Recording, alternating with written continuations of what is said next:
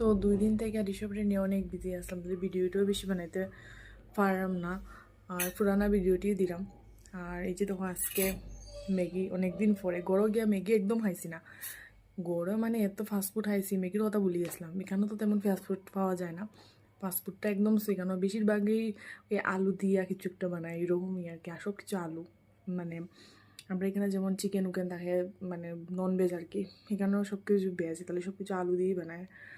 তো আজকে অনেক দিন পরে ম্যাগি খাইয়া খুব ভালো লাগছে, জানো তো আমার ম্যাগি খুব বেশি ফেভারিট। তো এর লাগিয়া ভিডিওটা বানাইতে পারলাম না। আর আমার চুল দেখো, আমি চুলও আসরানির সময় আমি পাইলাম না। আর অ্যাকচুয়ালি কী হয়েছে, যখন গরম দিন আসলো খুব ভালো আসলো চুলটি, মানে এত সুন্দর হয়েছিল। এখন আমার চুলটিও তো সুন্দর হয়ে গেলো গেলা। আর যেমনি শীতকাল আইছে এমনি আমার চুলটি আবার মানে এত ড্রাই হয়েছে, জানি না এখানে ওয়েদারও মনে এরকম। আর এত ফরের মানে হওয়ার মতন, আমার তো মনে হয় পুরো একবারে খালি হয়ে যাবো।